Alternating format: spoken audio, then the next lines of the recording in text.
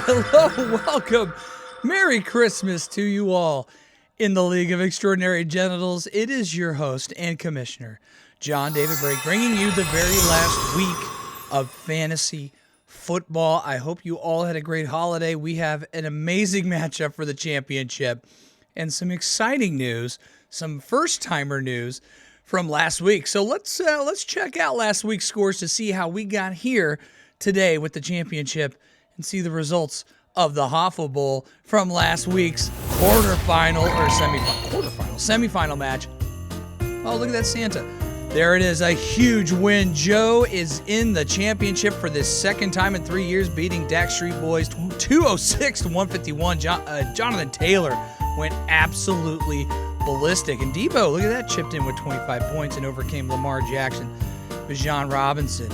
And for the second year in a row, Pokemon gotta catch them all. That's right, I am in the championship back-to-back years. Thank you to Saquon and Derrick Henry, the number one, number two running back for all season, overcoming Abby 176 to 132. Yeah, get it, Snowman.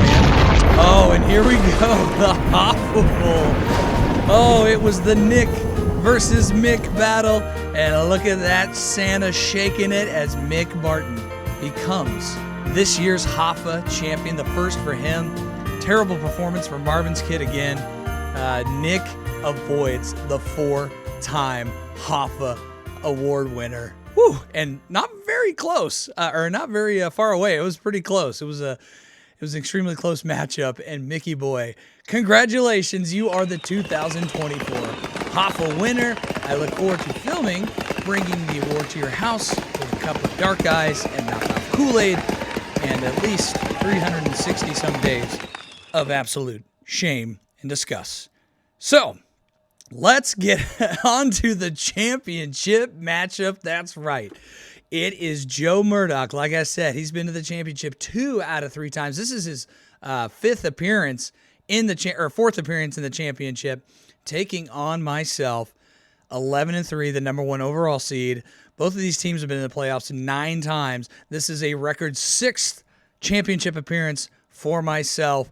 This is going to be an incredible matchup here. And it couldn't happen to 2 better teams, really. I mean, Austin had the 2nd overall team for most of the season, but Joe just had that lull because of some injuries. And we're going to get to that because he is still going to be without Alvin Kamara, but he's got some depth behind him. So let's go to the tail of the tape first. Let's look at the 2 owners here. Like I said, overall first place for pretty much more than 3/4 of the season. This is the 9th playoff appearance for myself.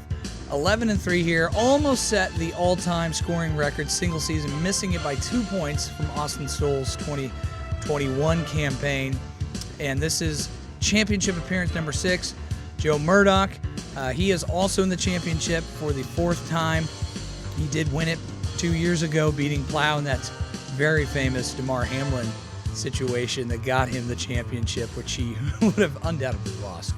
But this is also his 9th playoff appearance for Mr. Murdoch, and these teams couldn't be more evenly matched. So we're going to try to find who has the advantage at what position.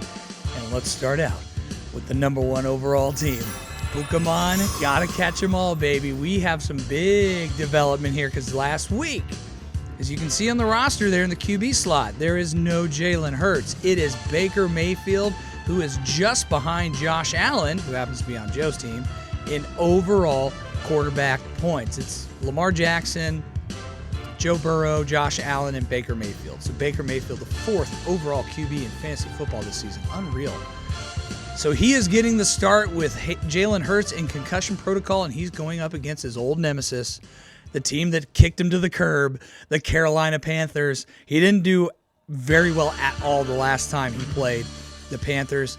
I think this is going to be absolute revenge because Tampa Bay needs to get into the playoffs, and they got to win. They no longer control their destiny. They have to win and have some people help them out. There's Amon-Ra St. Brown, one of the top receivers all season long. He is going up against the San Francisco 49ers on Monday night. And Detroit still has something to play for. They want that number 1 overall seed. They got to hold off the Eagles and make sure they get this win to clinch home field advantage throughout.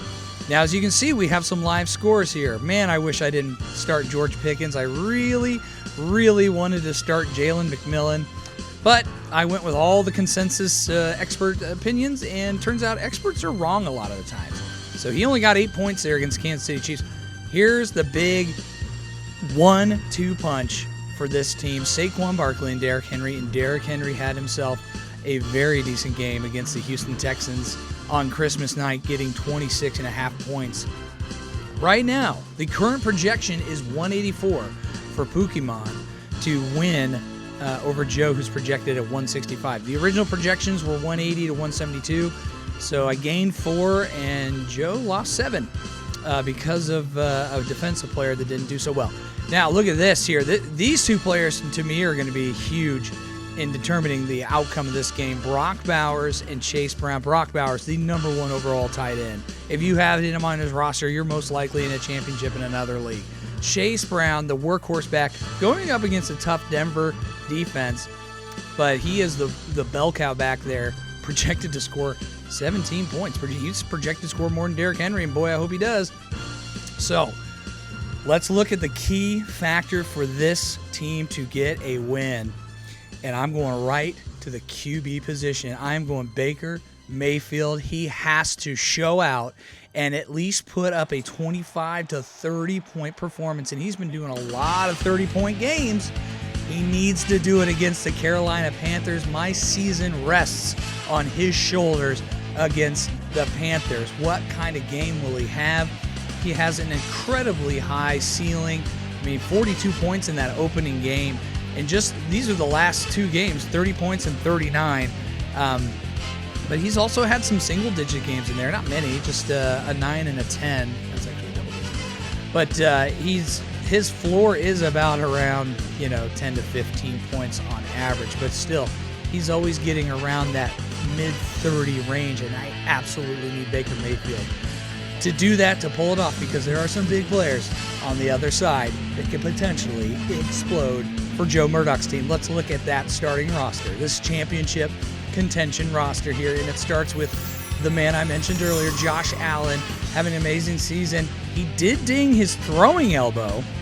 He is going to play. Not sure what kind of effect that's going to have, but he is going up against a stingy Jets defense that just have to play for pride at this point. Josh Allen, of course, is going to be a 28 to 48 type of player, anywhere in between. Now, the wide receivers, because of George Pickens, I kind of think this is almost a wash with Adam Thielen and Courtland Sutton having pretty good matchups, even though Amon-Ra's on the other side. I think these wide receivers will cancel each other out. Courtland Sutton didn't have a very good game last week. And it is absolutely a battle of the running backs. Josh Jacobs, who's been amazing all year, going up against a pretty good defense there in Minnesota.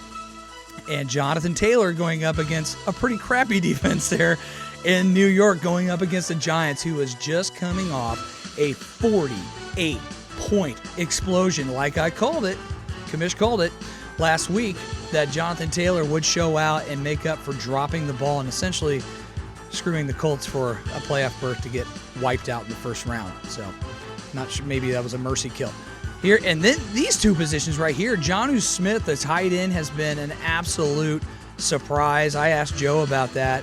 One of the best pickups he made this season, getting Jonnu Smith there at tight end, who has been absolutely solid. 4-2 there in Miami. The real wild card for Joe is Deebo Samuel.